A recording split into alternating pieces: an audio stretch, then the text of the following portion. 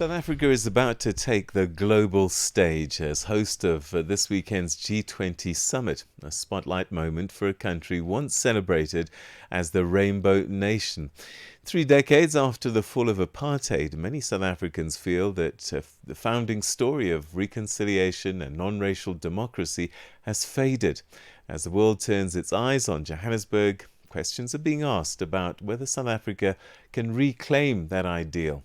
Well, our guest today, Dr. Terence McNamee, a senior fellow at the Montreal Institute for Global Security and author of a new Christian Science Monitor cover story titled "South Africa Aspired to be a Non-Racial Democracy. Can it revive that goal?" Well, he joins us now from Johannesburg. Thanks so much indeed for joining us, and welcome to the program. Good morning, Peter. So, what inspired this article? You woke up one day and thought?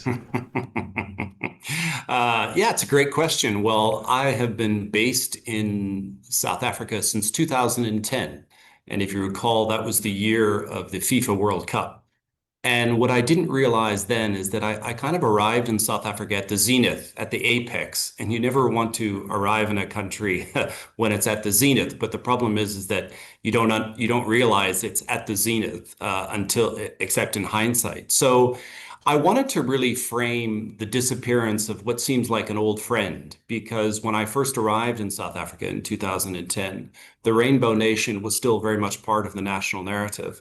And then over the past 15 years, it's kind of withered on the vine and almost vanished. And so almost like an old friend, you go, whatever happened to that friend? Whatever happened to that story? And as I go into the cover story, I sort of trace the evolution of that from the early 1990s and this story that really inspired the world, in which the first democratic South African government used to great effect, both domestically and internationally.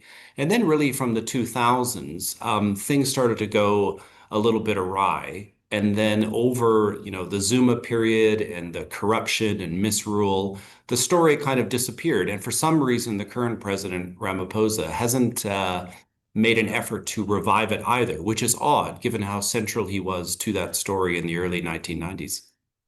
So I'm gonna challenge you a little bit here because I've lived through the entire Rainbow Nation story, and I wonder if it wasn't more a powerful branding story than it was a reality, that it never really did happen. Yes, we all celebrated the World Cup 19.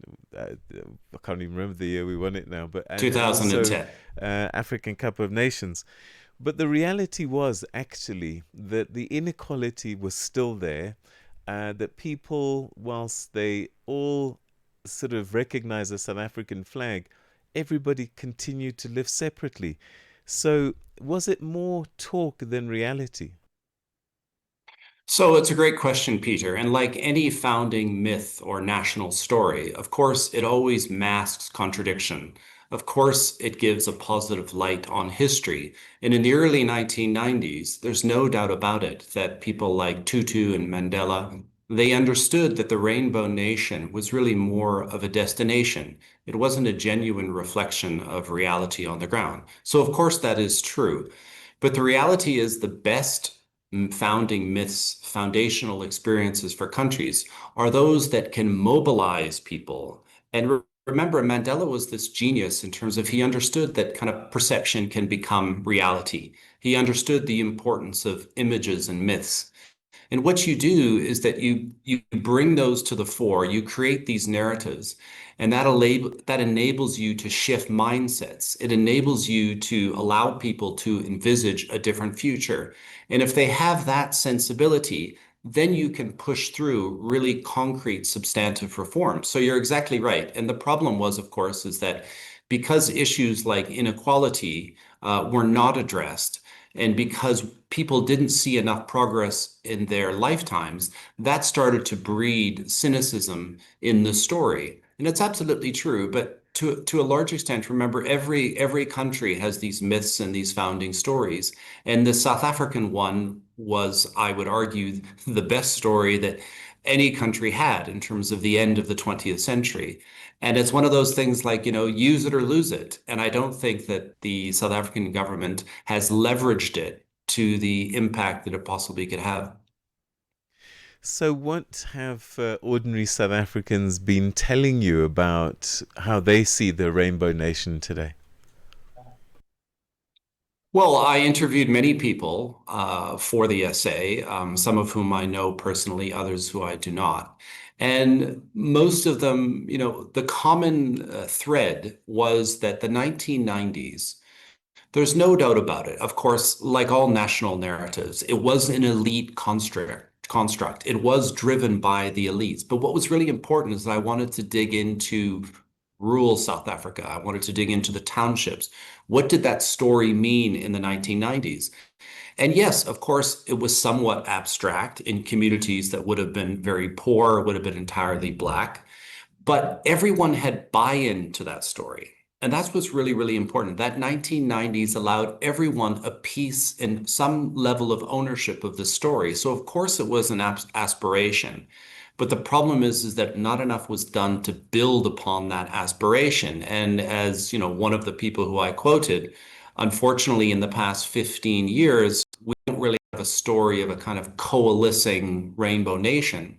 Really, the story is one perhaps of resilience and tenacity, but I would also add, unfortunately, fragmentation, because nature abhors a vacuum. And in the absence of the Rainbow Nation story, what we're finding is a lot of exclusive visions of the future are rushing into the void. So we have the radical economic transformation story. We have the Afrikaner nationalist story.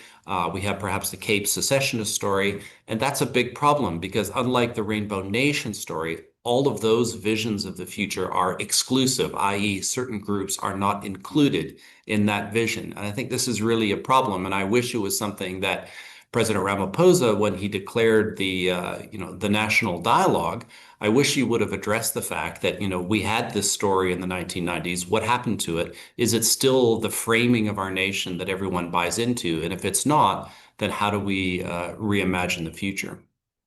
So that's here at home. How about internationally? I think the Mandela era, for sure, the Tutu era, Rainbow Nation was a buzzword that people knew about and embraced. What about now? What do the international community think about South Africa? And I guess people like Donald Trump don't help. The ICJ story, controversial. Where does that leave South Africa with this Rainbow Nation tag that we tried to, I suppose, bring into being? So I go into the international piece and the story in depth. And of course, in the 1990s, as you'll remember, Peter, South Africa had totally outsized influence and significance on the world stage. And it was very much because the South African story was something that inspired other nations that, whatever your tensions are, divisions in society, they were not unbridgeable. And South Africa showed that at a time when much of the world was in fragmentation and chaos, whether that was in the Balkans or whether that was in Rwanda or whether that was in Northern Ireland. And so South Africa was sort of this kind of perhaps even a kind of new development model for Africa. And it had huge, huge diplomatic heft. And I could go into all of the things that South Africa was able to achieve diplomatically. But of course, corruption and misrule at home is eventually going to infect your standing abroad. And I think that was a huge issue, but also the issue in terms of South Africa's foreign policy. Now, all countries, there's hypocrisy in everyone's foreign policies. But in South Africa, it was particularly marked because here you had this country that developed this extraordinary progressive constitution that it has transformative elements, but it's a profoundly liberal tract.